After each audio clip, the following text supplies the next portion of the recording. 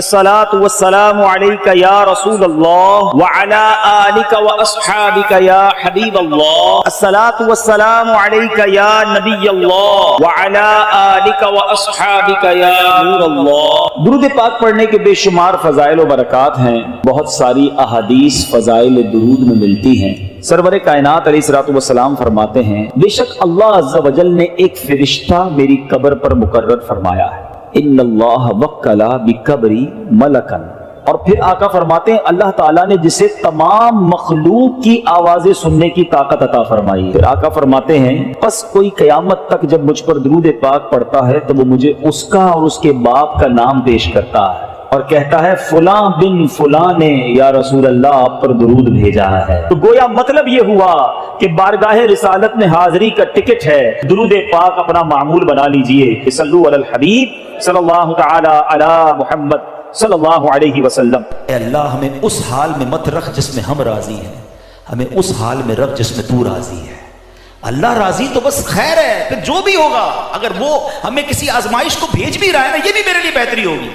ایسے حدیث پاک میں مضمون بھی ملتا ہے کہ اللہ کریم نے کچھ لوگوں کے لیے ایک مقام رکھا ہوتا ہے اور وہ اپنی عبادت سے، اپنے سجدوں سے، اپنی نیکیوں سے وہ مقام نہیں پا رہے ہوتے، وہ وہاں تک ریچ نہیں کر پا رہے ہوتے، تو اللہ کریم ان پر آزمائش بھیجتا ہے۔ کوئی بیماری آتی ہے، کوئی ٹینشن آتی ہے، بندہ صبر کرتا ہے، اللہ اس کو وہ مقام دے دیتا ہے۔ کیا معلوم جو مجھ پر اس وقت ٹینشن آئی ہوئی ہے وہ میرے درجے بڑھانے آئی ہے، اللہ کی بارگاہ میں مقام بڑھانے آئی ہے، مگر میں ہوں کہ واویلا، بے صبری، چیخو پکار، معاذ اللہ، کفریہ کلمات تک لوگ بول دیتے ہیں۔ نہ کریں ایسا، زندگی کا ایک اصول بنا لو، پریشانی آئے نا میں جانوں یا میرا رب جانے، کسی اور کو کیوں بتاؤں، بلکہ ایک میں اور دل کی بات بتاتا ہوں، ٹینشن آئے نا تو بتایا نہ کرے دنیا والوں کو، دنیا والے کچھ بھی نہیں کرتے ہیں، سچ بتاتا ہوں کچھ نہیں کرتے، کر بھی نہیں سکتے اور کرتے بھی نہیں، بلکہ بعض اوقات مذاق اڑاتے ہیں۔ ہم جا کے بتاتے ہیں نا کسی کو میرا یہ مسئلہ ہے، ہمارے جانے کے بعد دوسروں کو بتاتے ہیں آیا تھا میرے پاس، اس کا یہ پرابلم تھا، اس کی یہ ٹینشن تھی۔ کیوں بتانا ہے دنیا والوں کو؟ وہ کہتے ہیں نا دنیا والے تو درد دیتے ہیں، زخمی دل کی دوا مدینہ ہے۔ اللہ سے عرض کرو نا، اللہ کے نبی کی بارگاہ میں فریاد کرو، وہاں درود پاک پڑھیں۔ کیوں دنیا والوں کو بتاتے ہیں؟ دنیا والوں کو بتا کر آخر میں کہتے ہیں جناب ہم تو صبر ہی کر رہے ہیں۔ آپ صبر نہیں کر رہے جناب، آپ نے سب کو بتا دیا۔ ایک جملہ سب کو یاد ہوگا، اللہ پاک آپ کو صبر جمیل عطا فرمائے۔ آج کی تکیہ کلام بن گیا ہمارا۔ سوال کروں کہ بتائیے صبر جمیل کس کو کہتے ہیں؟ شاید کوئی بھائی کہیں گے یہ کوئی جمیل صاحب ہوں گے جن کے صبر کی بات ہوتی رہتی ہے۔ یہ کسی جمیل صاحب کا صبر کی بات نہیں ہو رہی۔ The meaning of صبر جمیل کیا ہے کہ دو بندے ہوں، ایک پریشان ہو ایک سخی ہو، مگر دونوں کو دیکھ کر پتہ ہی نہ چلے کہ کون پریشان ہے، میرا چہرہ بھی نہ بتائے، باتیں تو دور کی بات ہے، ہمارا تو چہرہ ہی ایسا بول رہا ہوتا ہے، لوگ کہتے خیر تو ہے بھائی کیا ہو گیا، بس یار مارکیٹ ڈاؤن ہے، طبیعت خراب ہے، فلاں نقصان ہو گیا، چہرے سے ہی شکوے ہو رہے ہیں۔ ہے بڑی باریک بات، چہرے پر مسکراہٹ رکھو تاکہ سامنے والوں کو لگے کہ کوئی ٹینشن نہیں، دل میں جو دکھ ہے وہ رب کو معلوم ہے، اللہ جانتا ہے نا۔ تو شکر کے ساتھ، صبر کے ساتھ زندگی گزرے۔ رب جب حل ہی رب نے کرنا ہے تو میں نے کسی کو کیوں بتانا ہے؟ ایک بار ایک صحابی رسول نبی پاک علیہ الصلوۃ والسلام کی بارگاہ میں آئے اور عرض کی کہ حضور میرے ساتھ اونٹ بھی ہے، کیا میں اس کو باندھ کر اللہ پر بھروسہ کروں یا ایسے ہی چھوڑ کر رب پر توکل کروں؟ تو نبی پاک علیہ الصلوۃ والسلام نے بڑا کمال کا ارشاد فرمایا کہ پہلے اس کو باندھو اور پھر رب پر بھروسہ کرو۔ تو ناظرین ایکچول تعریف توکل کی یہ ہے کہ ہمیں اسباب اختیار کرنے ہیں مگر خالق کے اسباب پر بھروسہ کرنا ہے۔ تو امید ہے کہ بہت ساری باتیں سمجھ آ گئی ہوگی۔ وہ رب سب کو رزق دیتا ہے، وہ ہمیں بھی دے گا۔ اللہ کی قدرت پر یقین رکھیں، اس پر بھروسہ رکھیں اور اس کی بارگاہ میں دعا کرتے رہیں۔ حرام کے قریب نہ جائیے اور ہمیں اپنے ہاتھ سے کام کرنے کا بھی حکم دیا گیا ہے، تو کوشش کرنی ہے۔ ہاں کوشش کر کے جو اسباب اختیار کیے اسی کو سب کچھ نہ سمجھیں کہ چونکہ میری دکان ہے اس لیے مجھے رزق ملتا ہے، نہیں، رزق جو ہے وہ رب عز و جل عطا فرمانے والا ہے، رازق وہی ہے، بھروسہ اس پر ہو اسباب پر نہیں۔ لیکن توکل کو اس طرح نہ سمجھے کوئی کہ جناب اب کچھ کرنے کی ضرورت نہیں ہے۔ ایک مرتبہ زمانے کے مشہور بزرگ حضرت سیدنا ابو مسلم خولانی رحمۃ اللہ تعالی علیہ کی زوجہ محترمہ نے آپ سے کہا کہ ہمارے پاس آٹا بالکل ختم ہو گیا ہے۔ یہاں موجود اسلامی بھائی بھی اور مدنی چینل کے ناظرین میں اگر کوئی تنگی کا شکار ہو، کوئی غربت کا شکار ہو، کوئی پریشانی کا شکار ہو، بہت غور سے یہ واقعہ سنیں۔ آپ کی زوجہ نے کہا کہ آٹا ختم ہو گیا ہے، اب روٹی کیسے بنے گی، کھانا کیسے بنے گا؟ آپ نے اپنی زوجہ محترمہ سے فرمایا کہ تمہارے پاس کچھ رقم ہے جس سے آٹا خریدا جا سکے؟ تو اس نے عرض کی کہ جی میرے پاس 1 درہم ہے، جو اون بیچ کر حاصل ہوا ہے. آپ نے فرمایا لاؤ وہی درم مجھے دے دو تو میں بازار میں جا کے آٹا لے آتا ہوں. آپ دکان پر آٹا لینے گئے, گھر میں ایک ہی درم اور اس درم کا بھی آٹا لینا ہے جس کا کھانا کھانا ہے. جب آٹے والے کی دکان پر پہنچے تو ایک فقیر وہاں آن پہنچا اور اس فقیر نے کہا کہ اے ابو المسلم خولانی, ایسا کرو یہ ایک درم مجھے دے دو, مجھ پر صدقہ کر دو. آپ وہاں سے پلٹے, تھوڑا آگے گئے, دوسری دکان پر گئے, فقیر وہاں بھی آ گیا, کہنے لگا یہ ایک درم آپ مجھ پر صدقہ کر دیں. فقیر پیچھے لگا رہا, آخر کار آپ نے وہ ایک درم جو گھر سے لے کر آئے تھے آٹے کے لیے اس فقیر پر صدقہ کر دیا.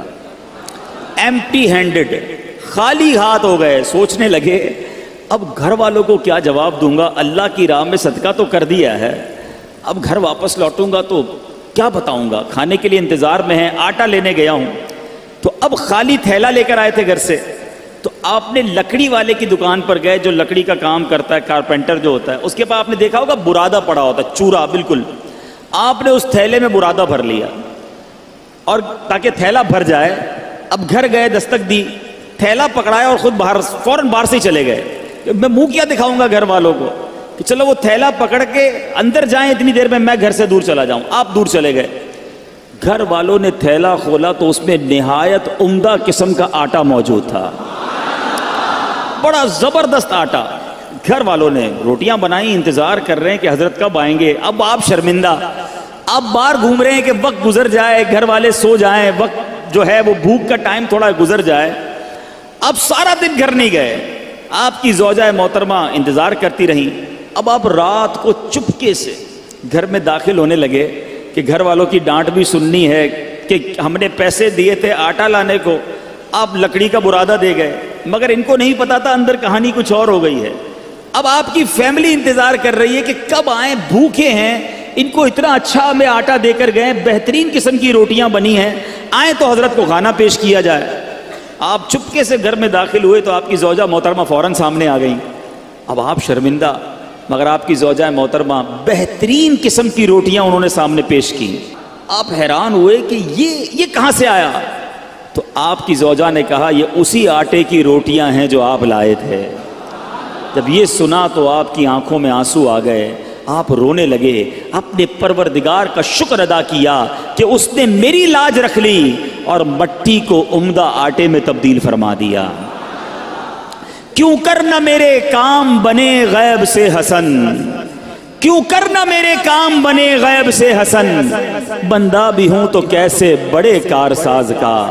اے میرے میٹھے اسلامی بھائیوں اور مدنی چینل کے ناظرین, یاد رکھیے صدقہ دینا, محتاجوں کی مدد کرنا, ان کی خیر خواہی کرنا, یہ اللہ عز و جل کو اس قدر پسند ہے کہ جو مسلمان اخلاص کے ساتھ, دیکھیں یہ ایک شرط ضرور ہے, اخلاص ہونا ضروری ہے, اللہ کی رضا کی نیت ہونا ضروری ہے. دکھلاوا, واہ واہ, نام ہو جائے یا کسی کو صدقہ دے کر احسان جتائے, یہ تو الٹا ظلم ہے. یاد رکھیے یہ بہت بڑی غلطی لوگ کرتے ہیں. بلکہ قرآن کہتا ہے اے ایمان والو اپنے صدقات کو ضائع مت کرو, احسان جتا کر, تکلیف دے کر.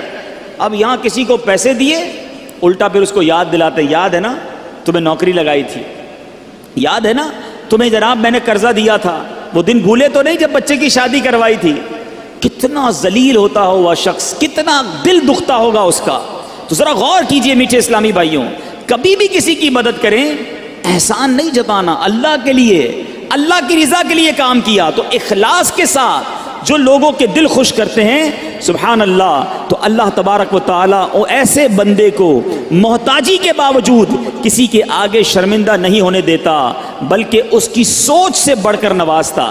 بعض اوقات کچھ لوگ صدقہ دیتے وقت, خیرات دیتے وقت, اللہ کی راہ میں خرچ کرتے وقت یہ سوچتے ہیں کہ دوسروں کو دے دیں گے تو ہمارا کیا ہوگا, ہمارے کام کیسے بنیں گے, سب کو بانٹ دیں گے تو ہمارے رزق کا کیا ہوگا.